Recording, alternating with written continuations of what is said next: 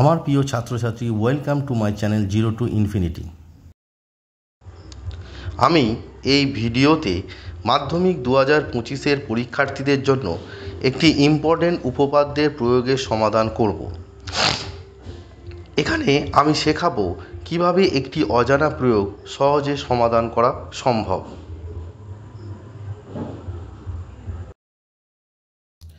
উপপাদ্যের যে প্রয়োগ তোমাদের আমি সমাধান করে দেখাবো বলেছিলাম, তার প্রথম যে প্রশ্নটি আমি সমাধান করব সেটি হলো, ও কেন্দ্রীয় একটি বৃত্তের দুটি জ্যা এবি ও সিডি পরস্পরকে পি বিন্দুতে ছেদ করেছে।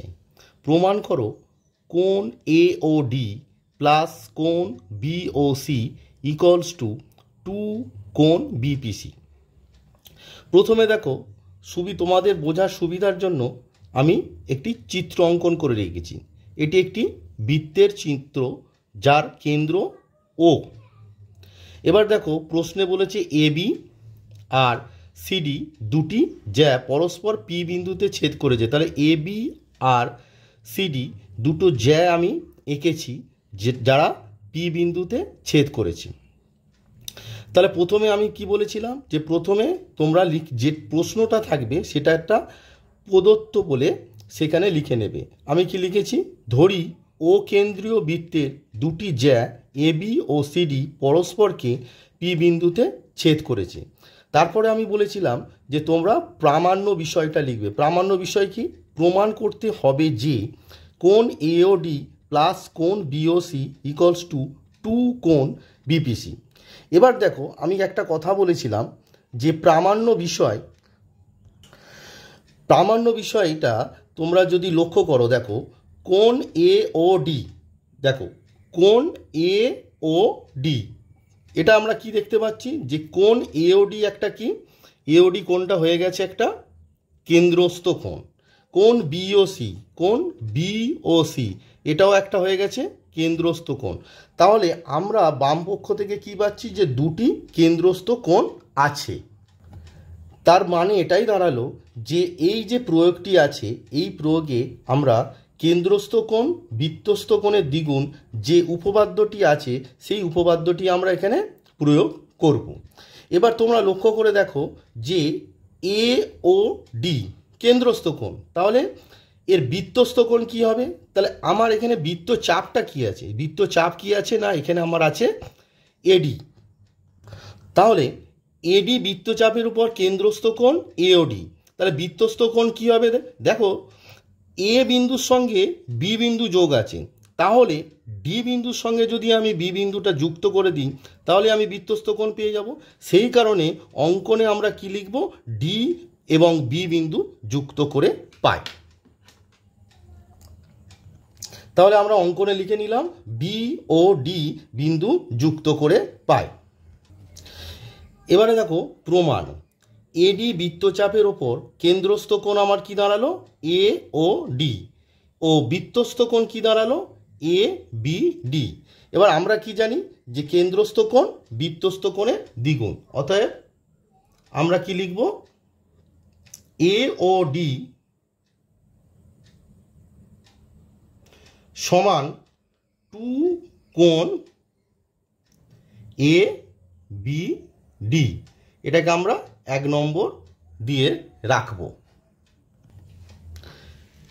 অনুরূপে বিসি বৃত্তচাপের ওপর কেন্দ্রস্থ কোণ বিওসি, দেখো বিওসি বিসি বৃত্তচাপের ওপর, ও বৃত্তস্থ কোণ বিডিসি, দেখো বিডিসি মানে এই কোণটা বৃত্তস্থ কোণ।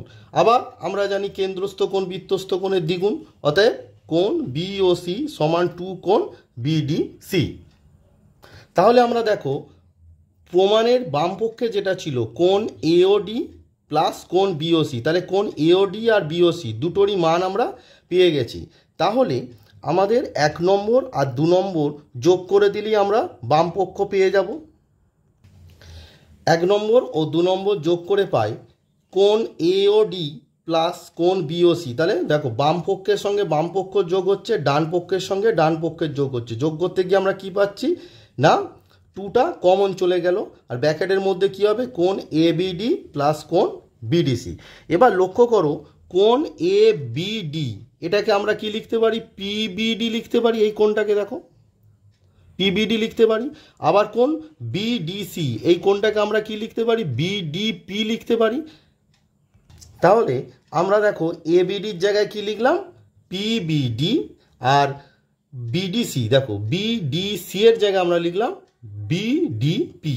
এবার তোমরা লক্ষ্য করো যে ত্রিভুজটা আছে এখানে, দেখো এই যে ত্রিভুজটা আছে বিডিপি, যে ত্রিভুজটা আছে বিডিপি বা পিবিডি যাই ভাবো না কেন, এই যে পিবিডি বা বিডিপি যে ত্রিভুজটা আছে, দেখো এই যে কোণটা আমাদের ডান পক্ষে যে কোণটা আছে বিপিসি, দেখো এই যে কোণটা, এই কোণটা কি আছে? এই কোণটা হচ্ছে বহিস্থ কোণ।